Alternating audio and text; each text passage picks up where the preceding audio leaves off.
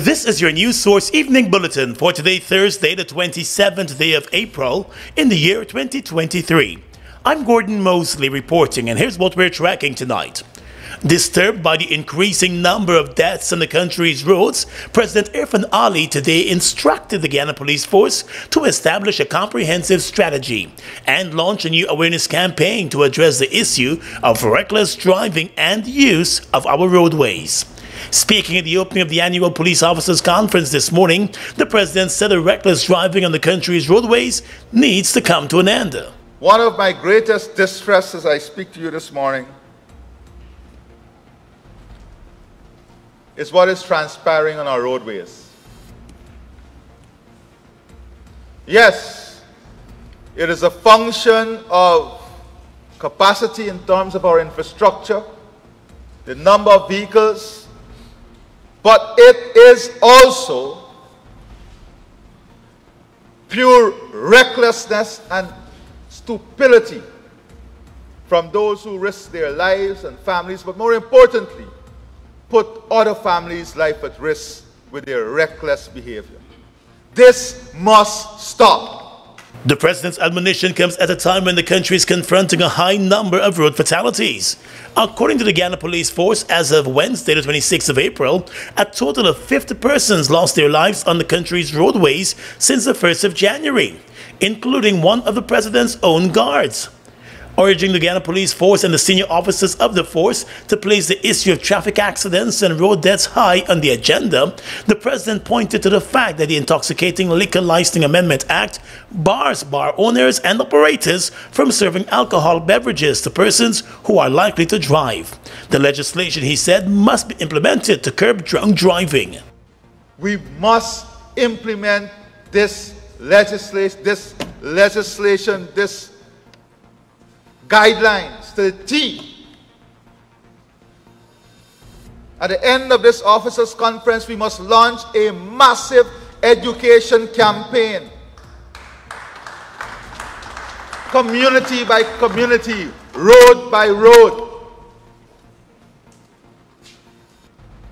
With the aid of technology, on one short highway that is completed, Mandela to Eccles, every day, with the aid of technology, we have hundreds of infractions.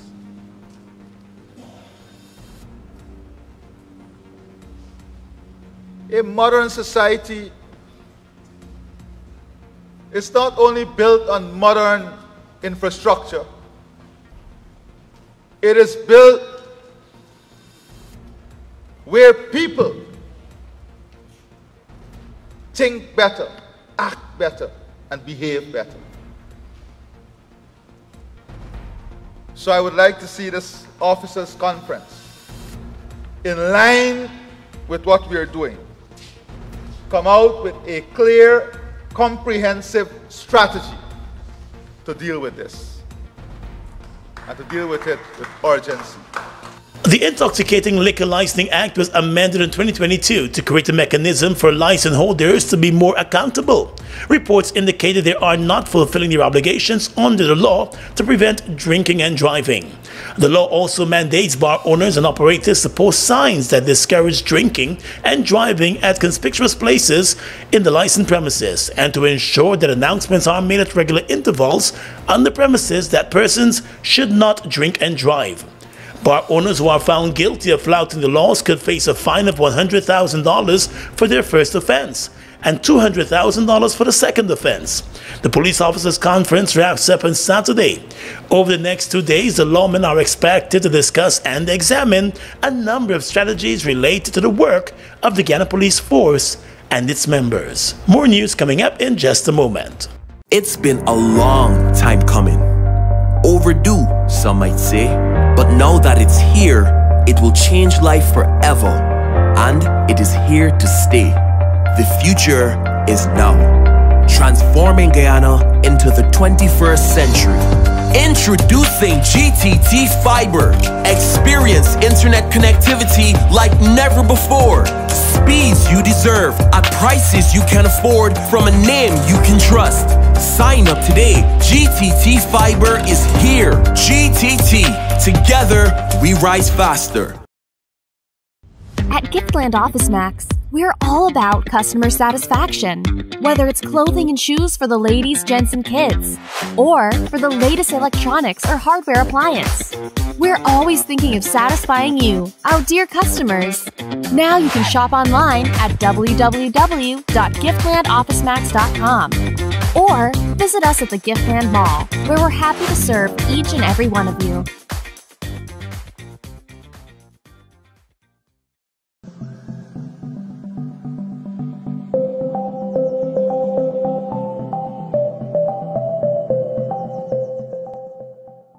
Purple Arts Productions presents A Treat for My Mother's 6 on Mother's Day, Sunday, May 14th at the National Cultural Center. Beverly Smith, Mosa Telford, Leona Walton, Paul Budna, Nikhil Sankar, and others. Compliments of Hello City, Munishwars, Elsie Pasad Muraj and Sons, Sunflower Jewelry, Kissen's Furniture Store, Survivor Shopping Complex, NDNS Furniture Store, 8 p.m. sharp. Tickets $25 and $2,000. Directed by Simone Dowdy. Bust the flavors. We're full of flavors. Bust the flavors that me crave for. We're full of flavors. Tell your neighbors about the bust the flavors. Grab a bust the flavors. Yeah, thirst buster. Grab a buster. Bust the flavor, taste the savor. Bust the flavors. Bust the flavors.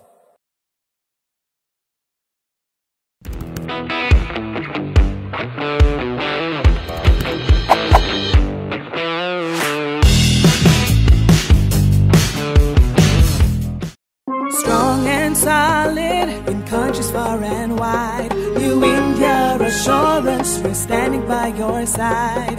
Golden service, half a century and more. New India Assurance, our policies are secure. From the heart of India,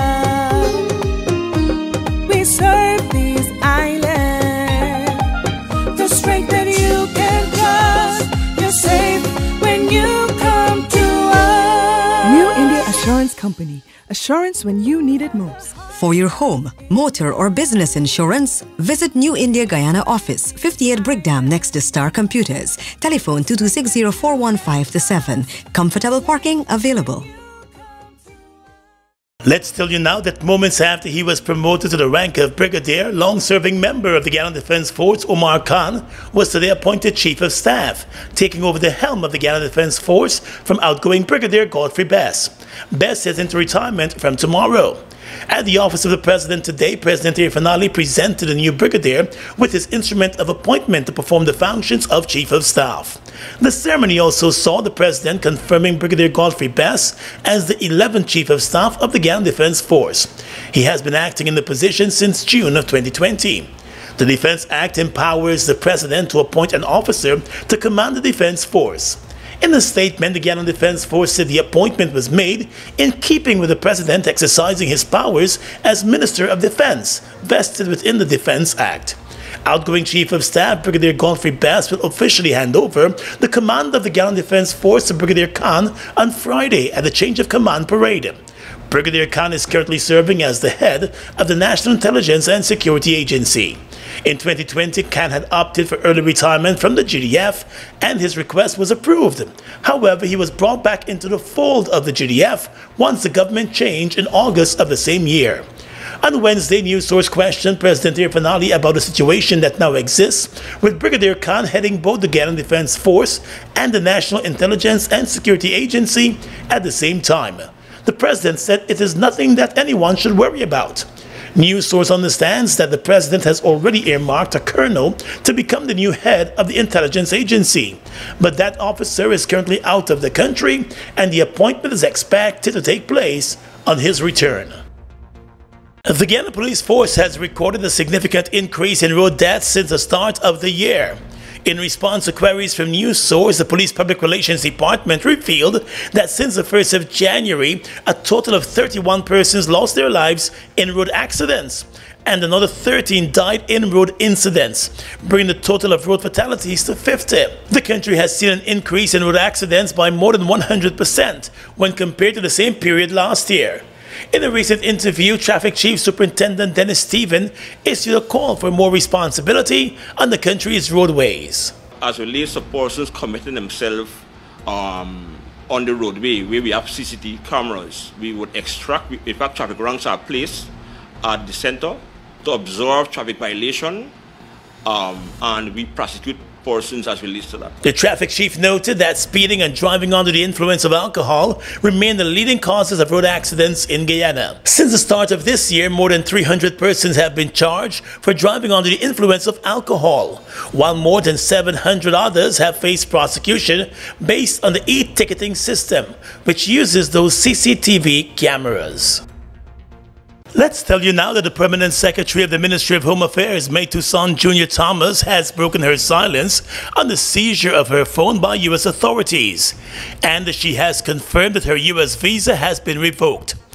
In a statement on the Ministry of Home Affairs Facebook page last evening, the Permanent Secretary said she learned of her visa revocation on the 10th of April, 2 days after her government-issued phone was seized by U.S. agents at the Miami International Airport. While conservative on details, the Permanent Secretary claimed that there was a misunderstanding with U.S. agents over her official cell phone. She claimed that she advised that a cell phone be sent to the Minister of Home Affairs in Guyana, adding that she was given the choice to enter the U.S. or continue on with her trip to China for a political meeting. She chose to go directly to China. The Permanent Secretary said she remains open to engaging with the U.S. authorities on any possible travel arrangements to the U.S. in the future. The statement from the Permanent Secretary came hours after President Irfan Ali declared that there was no controversy over the incident, which saw the Permanent Secretary and the country's Public Security Ministry being handcuffed by U.S. agents and her official phone confiscated. The statement by the Permanent Secretary has also raised more questions than it has provided answers. Sources familiar with U.S. immigration laws and procedures have indicated to news source that once the Permanent Secretary's name was flagged in the U.S. system, she would not have been given any choice with regards to whether or not she'd be allowed to enter the U.S. The source said it is clear that she was informed of her visa cancellation and refused entry as she was in transit. There are reports that the U.S. had already secured search warrants for the Permanent Secretary's electronic devices long before she arrived in the U.S. The U.S. authorities have refused to provide information to the Guyana government on the issue. And although the Permanent Secretary has released a statement on the incident, she has still not met with officials of the Ministry of Foreign Affairs on the issue. The visa revocation may indicate a loss of confidence by the U.S. authorities in the Permanent Secretary. With the U.S. supporting Guyana in a number of security initiatives, the local embassy could be forced to step around the Permanent Secretary when dealing with security matters with local authorities. Fireside Suite, standard and unique. Room fresh and nice, comfortable and neat. 24-hour whole day we a do it. Affordable price down a Garnet Street, yo. Can't vex, cause we top of the line. Fireside are the best, 5-star we a shine. From you come one time, we tag a left on your mind. To tell your family, your friend, them one more time say. Best service a Fireside Suite. Safety ensured down a Fireside Suite. Price them cheap down a Fireside Suite. Come enjoy your stay down a Fireside Suite. Fireside Suite located at 154 Garnet Street, Kitty. For bookings and reservation, call contact number 623-3473. Mate Queen.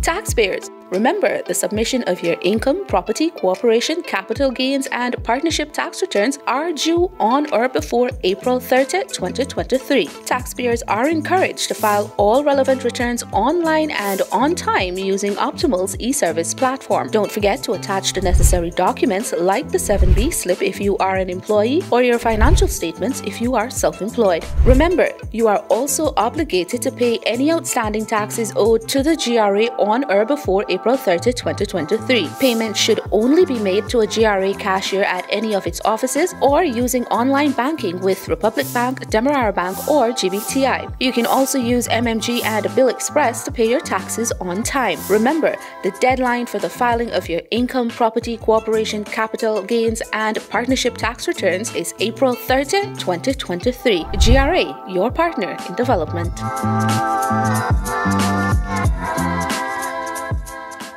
The Opposition of Partnership for National Unity, the APNU, says while it is ready to contest the upcoming local elections, it cannot turn a blind eye to the fraud that its agents have unearthed in various constituencies and therefore needs assurances from the Elections Commission that the concerns raised by the opposition will be dealt with before the elections proceed.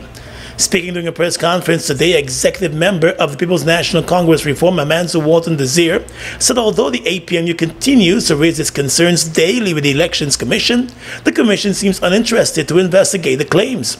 Chief Election Officer Vishnu Prasad is already on record saying that the Commission does not have the capacity to investigate those claims.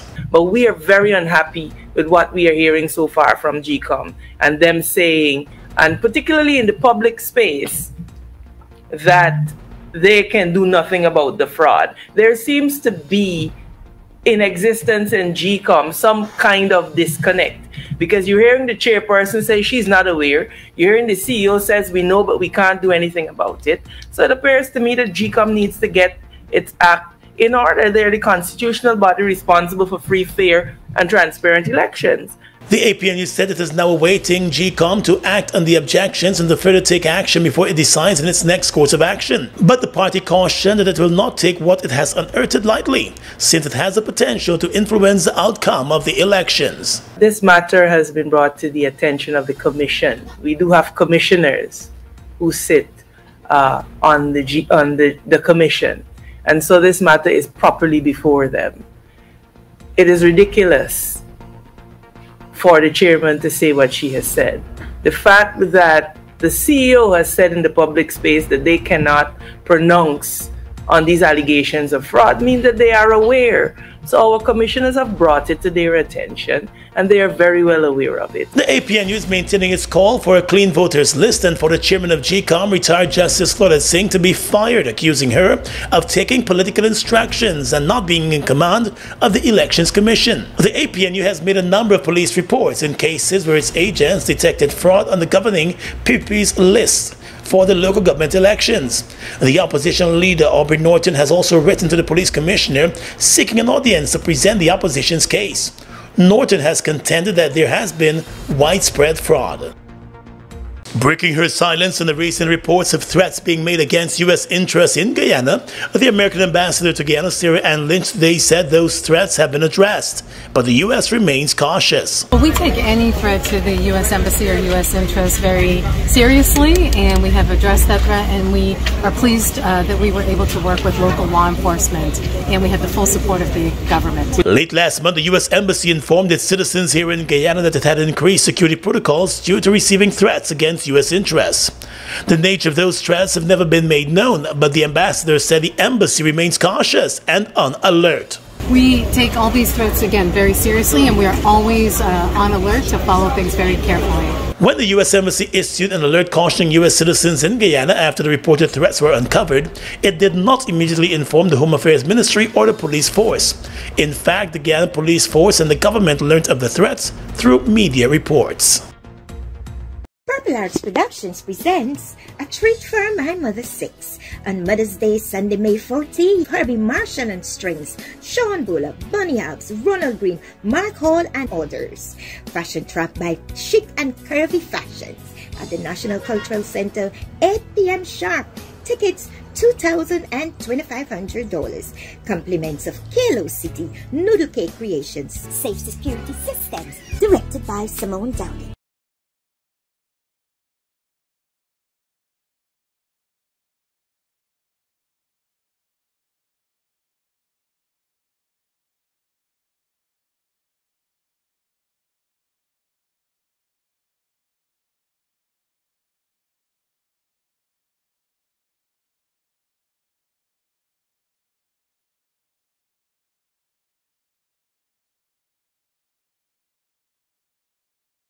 Food Max Supermarket, located on the ground floor of the Giftland Mall, is your one-stop shop for all your grocery needs. We stock a variety of imported frozen meat and food products, fresh produce, and pet supplies, freshly made bread.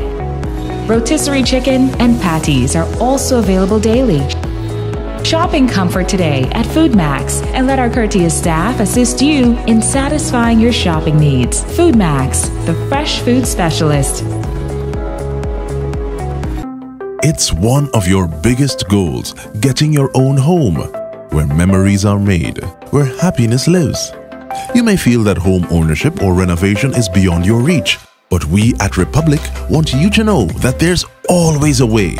Ask us about our suite of mortgages. Let's help make your housing wishes come true, or advise on how the equity in your existing home can finance other dreams and goals. Call or go online to learn more.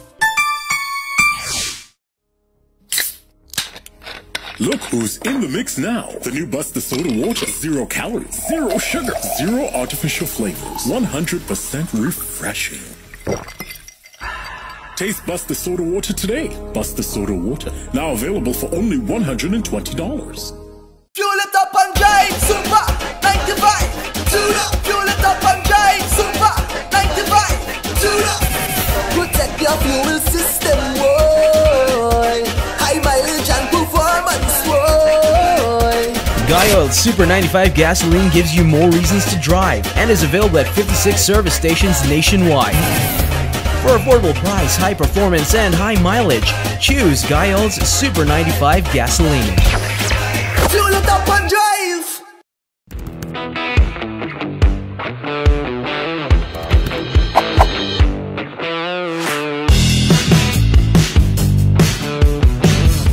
Across the region tonight, the Commonwealth Parliamentary Association of the British Islands and Mediterranean Regions Election Observer Mission has found that Monday's general elections at the British Virgin Islands broadly met international standards. The 8-member observer team, which was led by Gambian politician Fatoumata Nagy, commended the election officials in the BVI for delivering a well-organized election.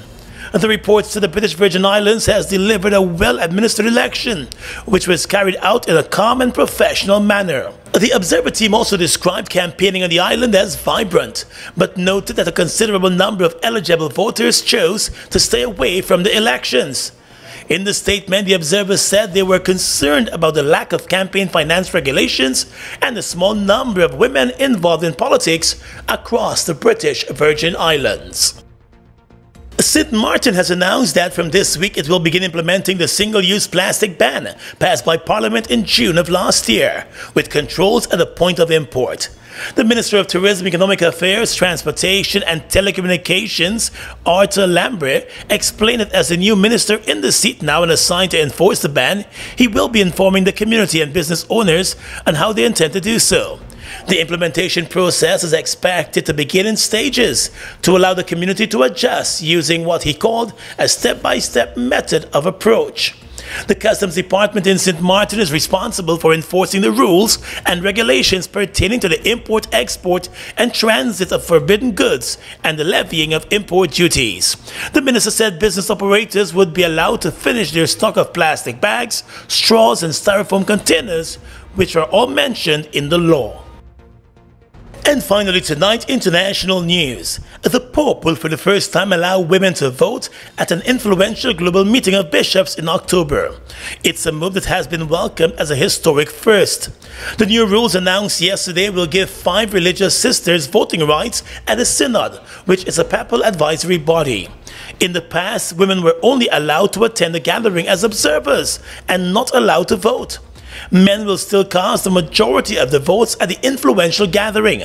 Nevertheless, the BBC reports that the reforms are seen as a significant shift for the Roman Catholic Church, which has been male-dominated for centuries. And that's your News Source Evening Bulletin for tonight. I'm Gordon Mosley reporting and encouraging you to stay safe.